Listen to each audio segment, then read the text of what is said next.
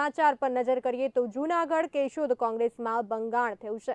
પ્રદેશ Congress delegate અને પૂર્વ તાલુકા કોંગ્રેસ પ્રમુખે રાજીનામું આપ્યું છે। અશ્વિન ખટારિયાએ રાજીનામું આપી દીધું છે। તાલુકા કોંગ્રેસ પ્રમુખ પદેથી દૂર કરાયાની નારાજગી વ્યક્ત કરવામાં આવી છે। રાજીનામા બાદ કાર્યકર્તાઓ સાથે બેઠક કરી છે અને ભાજપમાં જોડાવા અંગે નિર્ણય કરશે। અશ્વિન ખટારિયાના રાજીનામાને લઈને સ્થાનિક રાજકારણમાં ગરમાવો આવી ગયો છે। મહત્વપૂર્ણ સમાચાર સામે આવી રહ્યા છે। કેશોદ કોંગ્રેસમાં ભંગાણ થયું છે।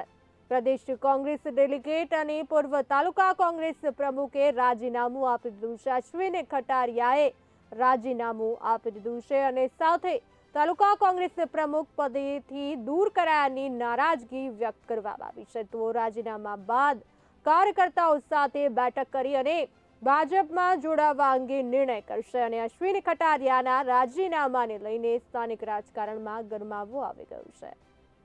તો ઘણા ટાઈમ થયા તાલુકા પંચાયતની ચૂંટણી ગઈ એ વખતે અમે સારામાં સારું પ્રદર્શન 9 તાલુકા જુનાગઢ જિલ્લામાં 6 સીટ આવી, એમાંથી 2 સીટ અમે લેવા હતા, છતાં એ પછી મને તાલુકા કોંગ્રેસના પ્રમુખ તરીકે હટાવી દેવામાં આવ્યો। કારણ કે વિધાનસભાની ટિકિટ ચૂંટણી આવતી હતી, એમાં ક્યાંક ને ક્યાંક પ્રબળ દાવેદાર તરીકે હું ઊભો થાઉં એનો કોઈ પણ રીતે મને હટાવી દેવામાં આવ્યો।